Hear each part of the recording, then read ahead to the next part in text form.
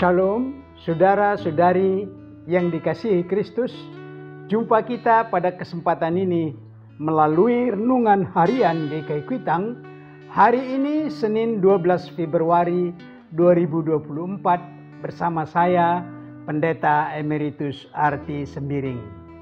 Bahan firman Tuhan yang kita renungkan pada kesempatan ini terambil dari kitab 1 Samuel 16 ayat 7. Saya bacakan untuk kita demikian firman Tuhan ini.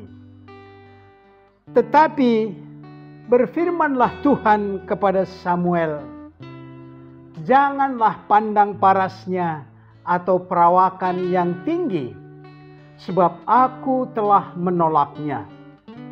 Bukan yang dilihat manusia, yang dilihat Allah.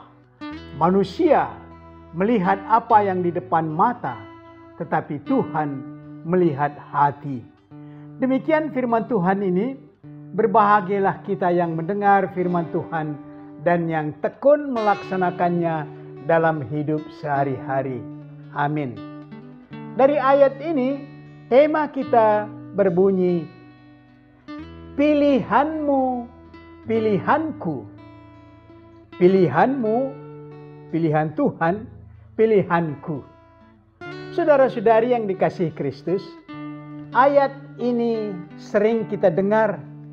Semoga Anda tidak jenuh merenungkannya, khususnya menjelang pemilu di negeri kita.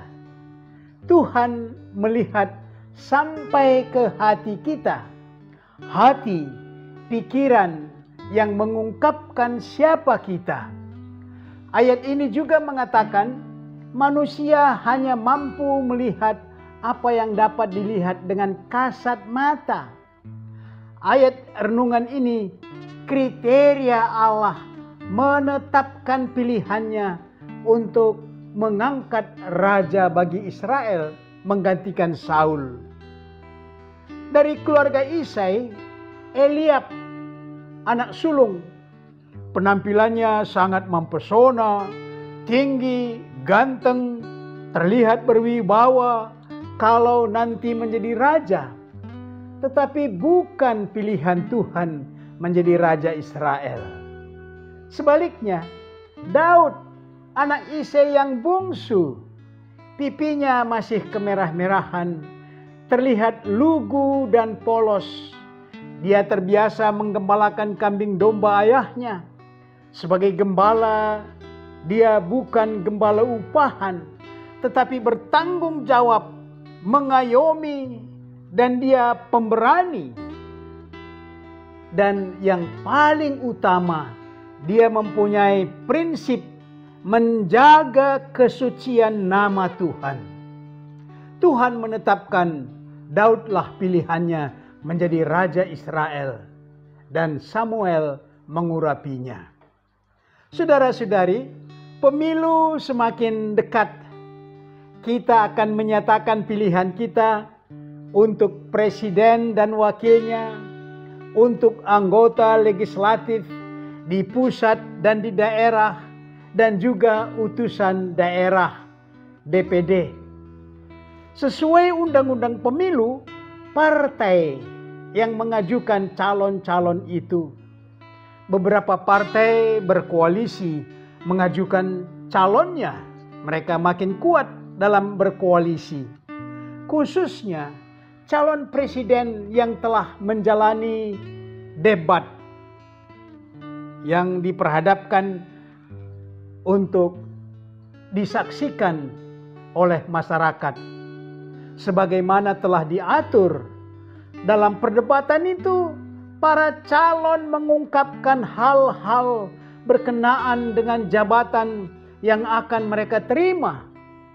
Dengan debat capres ini membuka mata rakyat melihat ke dalam hati para calon, sejauh mana kesiapan hati mereka menjadi pemimpin negeri ini. Partai-partai dan para calon telah mengemukakan kehebatan mereka. Demikian juga para pemimpin kelompok di masyarakat telah memberi tuntunan dan dukungan. Tidak ketinggalan pemimpin gereja, ustadz, beberapa yang menarik yang patut kita jadikan sebagai tambahan pemikiran kita. Mereka mengemukakan jejak hidup dan karya para calon. Ada yang mengemukakan agar calon yang kita pilih bisa berdiri dengan 4 pilar kebangsaan kita, yaitu memegang Undang-Undang Dasar 45, setia NKRI, Pancasila sebagai falsafah negara dan bangsa kita, dan Bhinneka Tunggal Ika yang mampu mempersatukan dari Sabang sampai Merauke. Saya rasa kita tidak mampu melihat apakah 4 pilar ini penting bagi mereka dan apakah ada di hati capres dan cawapres, dan apakah mereka mau berjuang dan memperjuangkan 4 pilar ini, atau mereka membuang 4 pilar ini karena telah memiliki pilar yang lain. Hanya Tuhan yang tahu. Dengan cerdas nanti kita maju memilih, bukan karena sembako atau uang jalan, tetapi merupakan tanggung jawab sebagai warga negara. Kalau kita sudah memilih, pilihan kita tidak bisa diganti di tengah jalan, atau kita tidak mau pakai seperti membeli baju.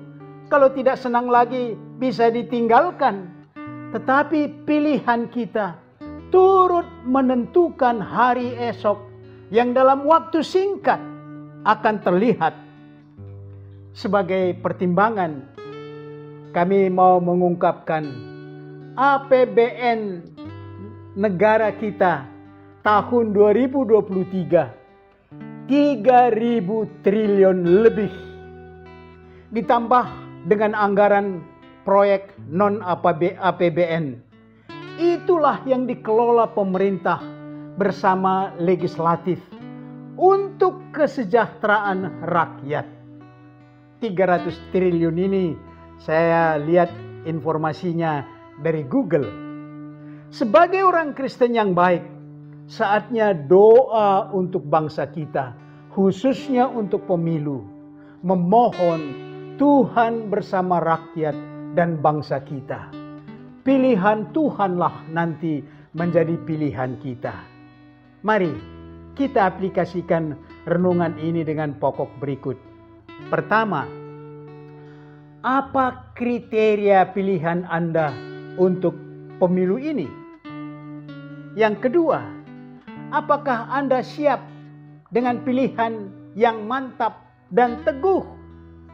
Jangan ragu, akan menyesal nanti.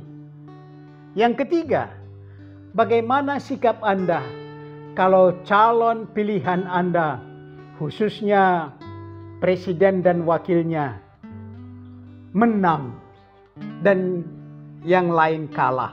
Bagaimana sikap Anda? Mari berdoa. Bapa Sorgawi, Bapa penguasa yang penuh kasih untuk seluruh bangsa, pandanglah negeri kami, khususnya menjelang pemilu. Semoga kuasa kasih Bapa mengayomi negeri ini, jauhkan dari perpecahan. Semoga pemilu di negeri kami yang akan datang berporos, langsung, rahasia, adil, dan bersih, sehingga rakyat lega menerima hasil pemilu yang akan datang. Tuhan melihat ke dalam hati semua calon, gerakkan hati dan tangan kami sesuai dengan rencana Bapa di sorga. Dalam Kristus kami berdoa. Amin.